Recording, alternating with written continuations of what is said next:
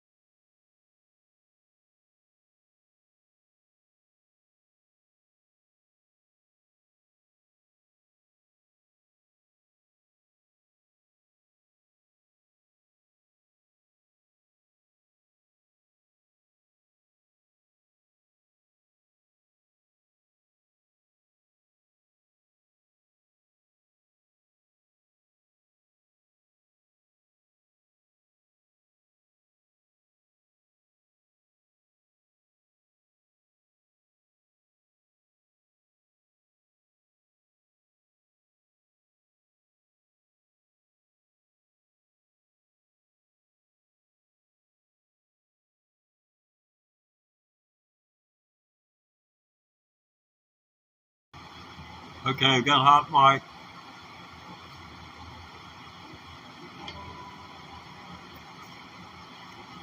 I don't know why I say that, but you know, never can tell. I think everyone with a channel that goes live like this ought to have a disclaimer if they're going to have anything on it that someone under the age of 18 should not be aware of. Yep.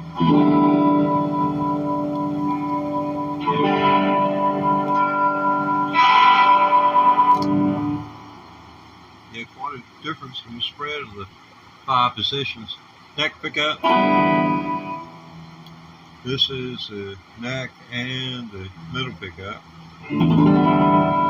This will be a combination of the bridge, the middle, and the neck pickup. Now we're going for neck, the middle, and bridge pickup.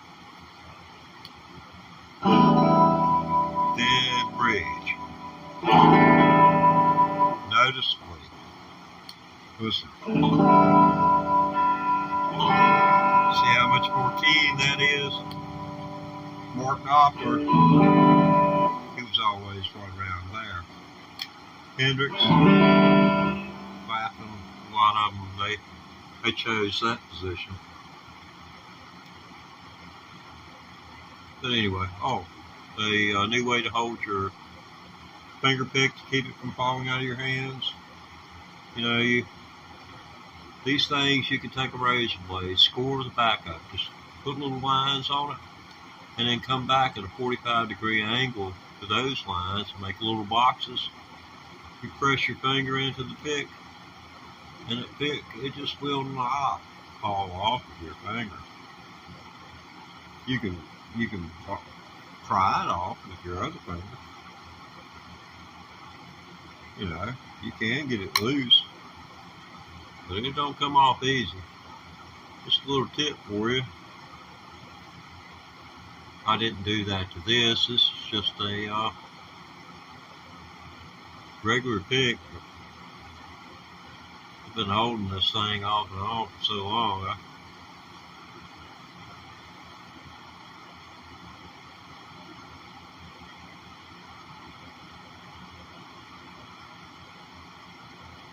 One song, Lover Medley. Wow. Yeah, I need to learn some love songs. I hadn't really gotten the love songs.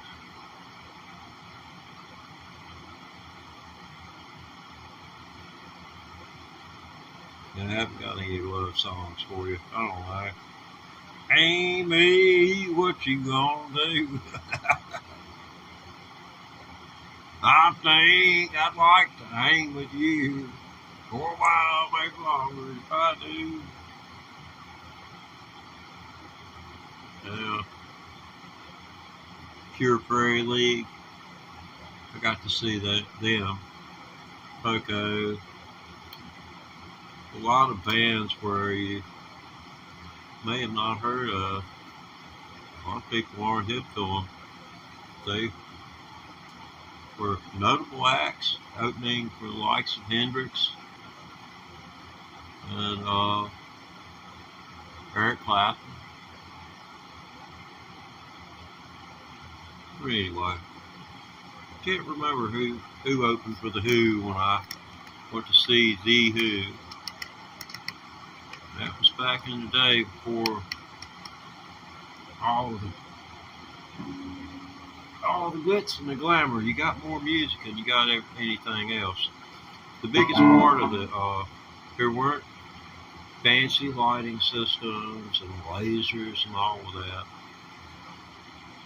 About the only pyrotechnics that I saw during the early and mid 70s indoors were at the Greensboro Coliseum, Greensboro, North Carolina. And the Doobie Brothers, they did China Grove as a finale. And on top of their main stacks of speakers on the left and right of the stage, pyrotechnics have been placed on top of those speakers. And when it went up, you know, it was totally unexpected. you know, at least by me. Man, that was cool. Got to see Roger Daltrey and Peter Townsend in their glory days. Roger Daltrey, I don't know what they called duct tape back in the day, but I didn't know anything about duct tape until up into the 80s, and it was very limited in the supply of it because it was for, you know, mainly for heating and air conditioning people, but the general public started wanting it. So I guess Daltrey got a hold of some from somewhere. He had his mic cord bent around and up. The XLR was plugged in the bottom, and he pulled the cable up, duct taped around it, and he was swinging that microphone, and he'd swing it out into the audience. He was doing all kinds of tricks with the microphone, but the one that hit me best is when he threw the microphone out over the top of the audience, standing on the floor. I was up in the nosebleed section, looking down on this. That man jerks that microphone. Right at that moment, Pete Townsend takes off running and sliding. He's done hit his knees, and he's sliding across the stage, finishing his solo.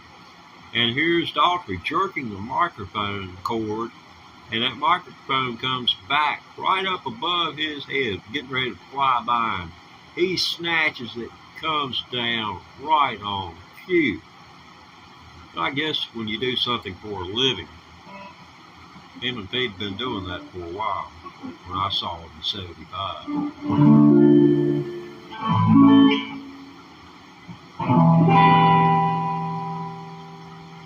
Super.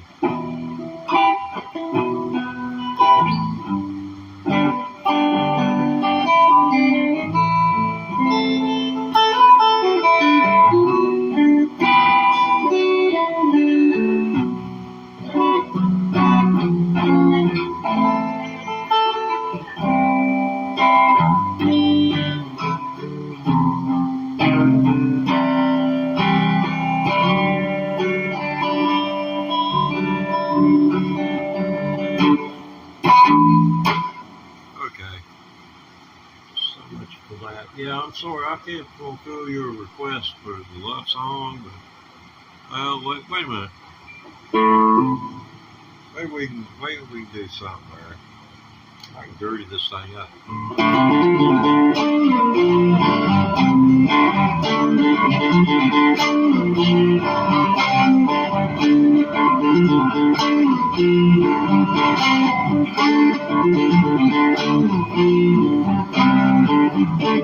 Is that a love song? Yeah.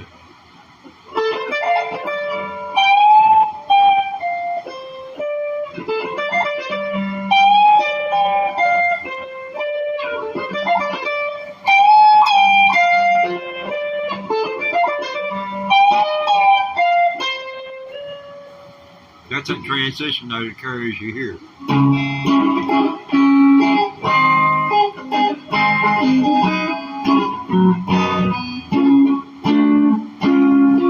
Let's see.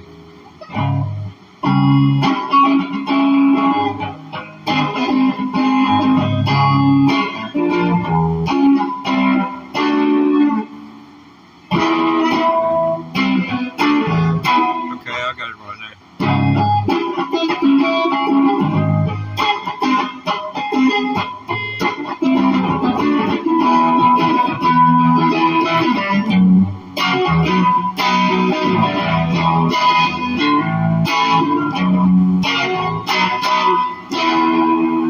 And of course, you got the and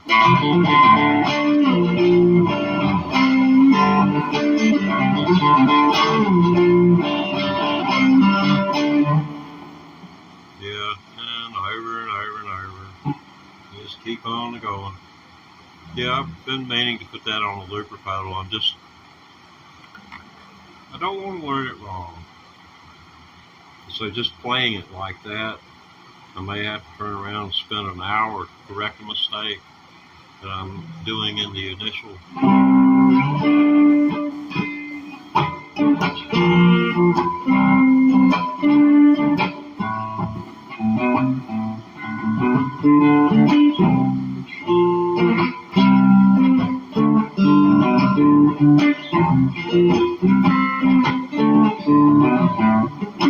See, that's an A minor. I mean, a D minor. To a B minor. To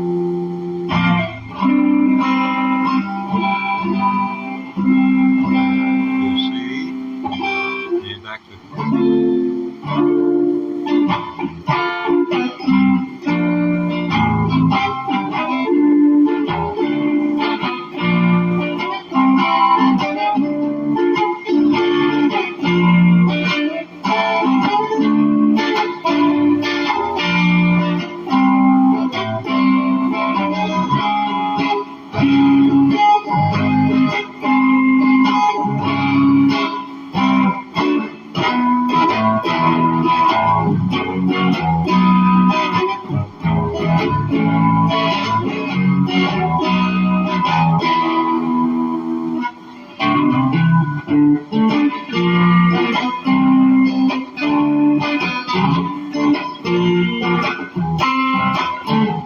But anyway, you're probably tired of that. Oh, look for pedal time.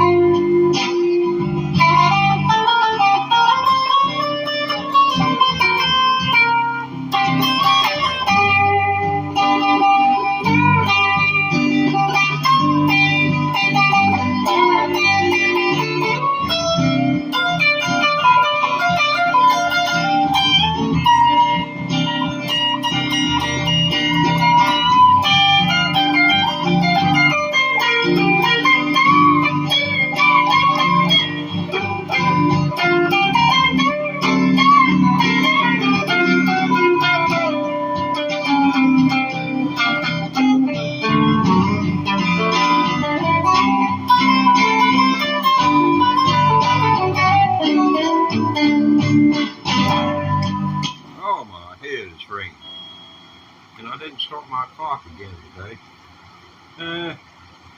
Okay, how long have we been at this now? I know I've had be playing for at least 30 minutes. I'm doing this, I found myself just being so torn down at the end of the day. I've been broadcasting live for up to, well, one day I broadcast for 5.5 hours. So, you know, I told people when I started what my practice day was like. I would play 2 hours, take a break for 1 hour, play 2 hours, take a break for 1 hour, and then play 1 hour. And then it took an hour after I played my last hour, which made 8 hours, that last hour being just to get over the last hour I played, because it was the hardest. It was the 5th hour of the day. So this way I'm still practicing. I was having a problem practicing and, you know, being motivated to practice. And the live stream offer came along from YouTube that they would monetize me if I start streaming live in shorts. So they have changed the algorithms and sent you to me. So I hope you don't mind.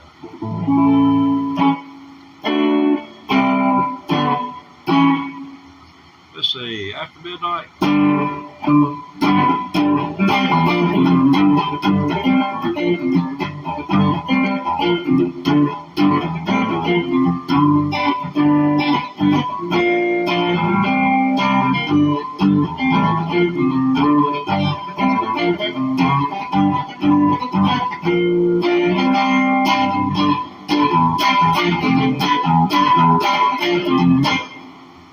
Yeah, that's me playing it in G. Now, Clapton did it right here.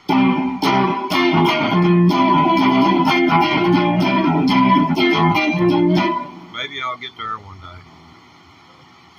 But I've got more neck to work with to create a solo. And I don't think after midnight's one that I'm going to have to worry about playing if I ever get good enough to play with other people, particularly a drummer. A drummer ain't going to want to have anything to do with me until after he hears me. He's going to have to hear me first before he's going to want anything to do with me. And I'm looking at that as probably being 2.5 years out, since I've only been playing for 10 months. But maybe not as long as I think. Might be within the next year I'll be able to find someone who's a drummer that, you know,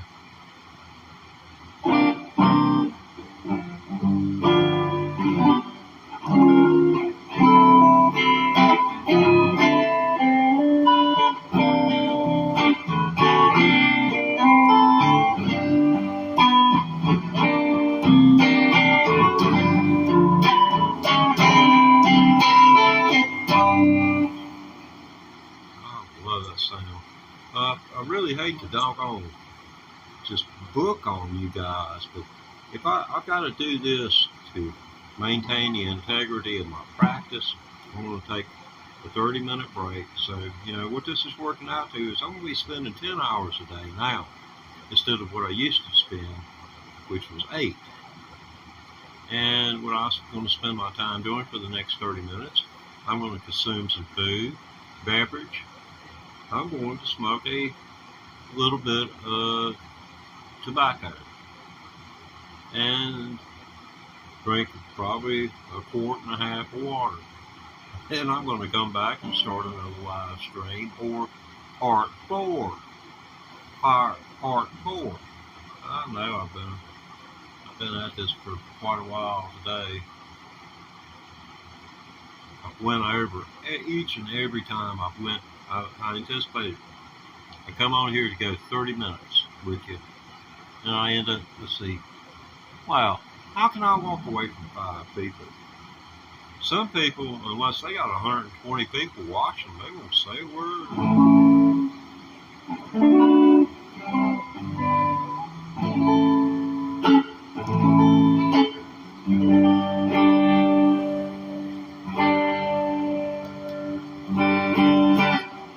This is one that rode its way like a boat, rode its way, not row versus wade.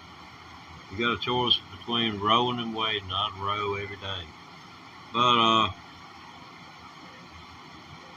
I've got a song that was made popular by a man named Ray Wiley Hubbard. It's a little bit over 5 minutes long, and it does not have a single instrumental break in it. This is the closest thing it comes to having a break in it.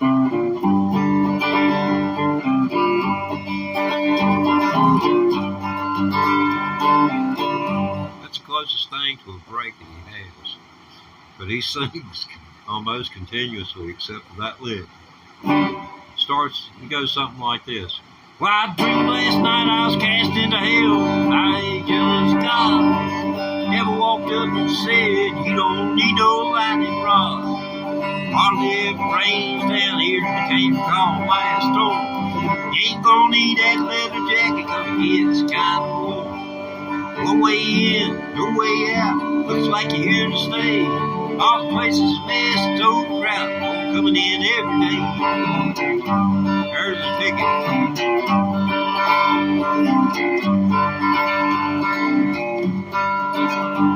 He said, come on over here, son. Let me show you way around. Over here's where I keep the preachers. Never like those clowns. They always blaming me for everything wrong under the sun. When it ain't that hard to do what's right, it's just maybe not as much fun. Then they get thinking they better than me and you. Then they get caught in a motel room doing what they said not to do.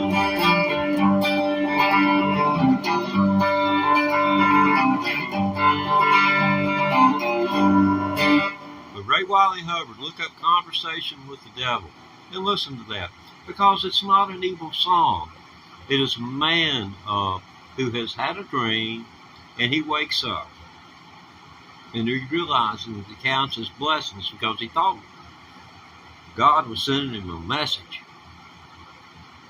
Because the last verse, he said, I took this message as a sign from God, so I thought I'd better pray. And I said, never please speak to me directly, but thanks anyway. That's some of the verse in it. So it's not a mockery of our Lord Jesus Christ, by no means. It's not. It's not intended to be. Y'all take care of yourselves. We'll be back in 30 minutes.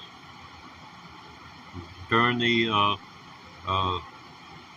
subscribe and hit notifications, and I'll ring you up when I go live. But I'll be back in about 30 to 45 minutes. Thanks for hanging out. Bye-bye.